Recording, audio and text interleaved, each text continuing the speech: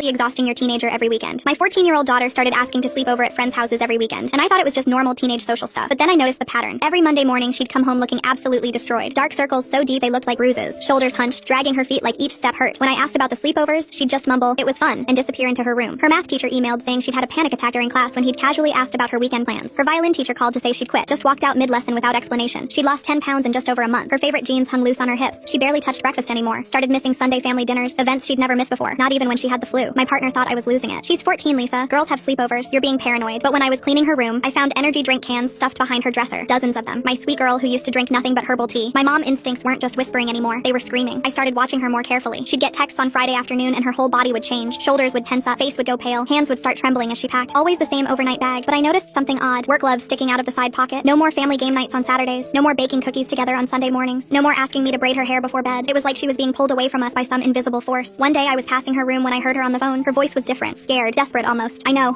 I'll be there." Her voice cracked. "I can't do this every weekend anymore. Please." A pause. "No, I understand. I promised. I won't tell anyone." Then I heard her crying. Real gut-wrenching sobs that made my chest tighten. The next morning at breakfast, I asked casually, "Which friend's house are you going to tonight, honey?" Her spoon clattered into her cereal bowl. Her eyes darted to her phone like it might save her. Just Marlene's." Her mom already said yes, but I'd called Marlene's mom last week. Marlene had been at her dad's house in another state for the past month. That's when I really started noticing her phone behavior. When a specific notification sound played, just 2 quick beeps, her entire body would go rigid. Then she'd immediately delete whatever she'd seen. Something was very, very wrong with my daughter. I waited until she left for her sleepover that Saturday night. Then I did something I'd sworn I'd never do. I followed her. She didn't walk like a teenager heading to a fun sleepover. She walked like someone heading to their execution, taking a weird winding route through the neighborhood, doubling back twice, constantly checking over her shoulder. At one point, she stopped completely, stood under a streetlight, and I watched her take deep, shuddering breaths, like she was preparing for battle. She pulled out her phone and typed something. Even from my car, I could see her hands shaking as she hit send. The response must have been immediate because her shoulders slumped in defeat. Then she kept walking. What I discovered made my stomach drop to the floor. She didn't go to Marlene's house. She went 6 blocks over to a house I knew all too well. I watched her climb the front steps like they were a mountain. She paused at the door, hand hovering over the doorbell for a full minute before finally pressing it. Someone had been making my child dread her weekends for months. I waited about 10 minutes trying to figure out the right thing to say to the wicked woman stealing my daughter. When I rang the bell, the door swung open to reveal a voice I recognized immediately. "Oh, hello, dear." It was my ex-husband's mother, wearing a flower-covered apron. "We weren't expecting you. Kaylee's just helping me with some projects. Such a devoted granddaughter. Comes every single weekend without fail." I pushed past her into the house. The smell of dust and old cardboard hit me immediately. "Mom?" Kaylee appeared at the top of the stairs, work gloves on her hands, cobwebs in her hair, surrounded by towers of boxes. She looked exhausted, defeated. "Well, someone needs to take care of their dear grandmother," my former mother-in-law said. "You've been using her as free labor," I said, seeing the bruises on my daughter's hands from hauling boxes. "I've been teaching her the importance of family loyalty," she snapped back. "Something you clearly never learned." I looked at my daughter and saw the relief flooding her face as she realized I'd finally found her. My ex-mother-in-law threatened her, saying if she left then she wouldn't help her gain popularity anymore. We left that night and never went back. I had our lawyer send a cease and desist letter the next day. Within 2 weeks, my daughter was sleeping in on Saturdays. Her hands were healed and she was back to being the happy kid I remember.